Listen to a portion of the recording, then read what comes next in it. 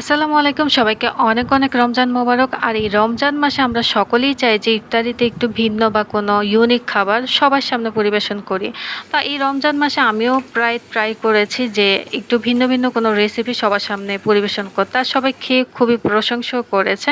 তো আজকে যে রেসিপিটা আমি তোমাদের সাথে শেয়ার করব সেটা হচ্ছে ফুলকপি দিয়ে। ফুলকপি হচ্ছে এখন সবসময় অ্যাভেলেবেল থাকে, তোমরা যে কোনো টাইমে বানাতে পারো। তো তবে যেহেতু রমজান মাস চলছে আর ইফতারিতে এই রেসিপিটা একদমই পারফেক্ট সবার সামনে দেওয়ার।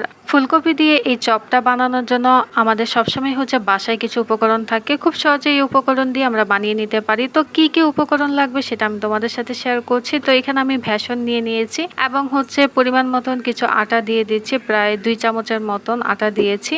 আমি এখানে কিছু শুকনো উপকরণ নিয়েছি, জিরার গুঁড়া, মরিচের গুঁড়া, হালকা একটু হলুদ দিয়েছি এবং স্বাদ মতন লবণ দিয়েছি। দিয়ে সবগুলো উপকরণ হচ্ছে ভেষনের সাথে ভালো করে আমি মাখিয়ে নেব। দেন অল্প অল্প করে পানি দিয়ে এটা হচ্ছে আমি মিশিয়ে নেব।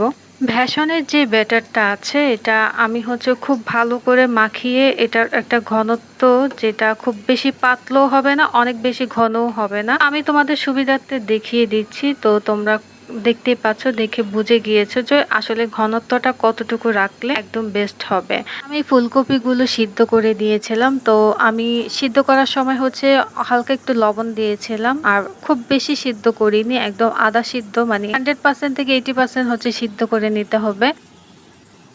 দেন ভেষনের মধ্যে আমি এটাকে হচ্ছে ভালো করে মাখিয়ে নিয়ে হচ্ছে ছেড়ে দেব। তো আমি কিভাবে করছি তোমরা দেখতেই পাচ্ছ। তো খুব সহজে এটা তোমরা বানিয়ে নিতে পারো, খুবই মজাদার একটা রেসিপি। আর যেহেতু রমজান মাস চলছে, স্পেশাল কোনো কিছু হয়ে গেল ইফতারিতে।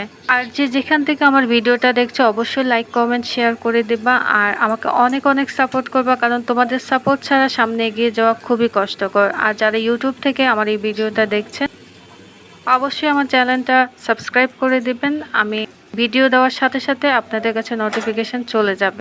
তো আমি হচ্ছে এখানে সবগুলো ফুলকপি হচ্ছে তেলে ছেড়ে দিয়েছি। তো সুন্দর একটা কালার যখন চলে আসবে তখন আমি চুলা থেকে এগুলো নামিয়ে নিব। সো ফাইনালি হচ্ছে আমার ফুলকপির যে চপগুলো আছে সেগুলো হয়ে গিয়েছে। তো দেখতে কিছুটা চিকেন চিকেন মনে হচ্ছিল, তবে আসলে এগুলো বাঁধাকপি, আর ভিতরটা অনেক সফট হয়েছে। তো এটা সস দিয়ে পরিবেশন করবেন, সবাই খেয়ে খুবই প্রশংসা করবে, আর খুবই মজাদার একটা রেসিপি। তো আমি তো বাসায় ট্রাই করেছি খুব সহজে, তো আপনারাও চাইলে খুব সহজে বাসায় একবার বানিয়ে নিতে পারেন। তো সবাইকে অনেক অনেক রমজান মোবারক। সবাই ভালো থেকো, সুস্থ থেকো, আমার জন্য অনেক অনেক দোয়া করো, আর আমাকে অনেক সাপোর্ট করো। আল্লাহ হাফেজ।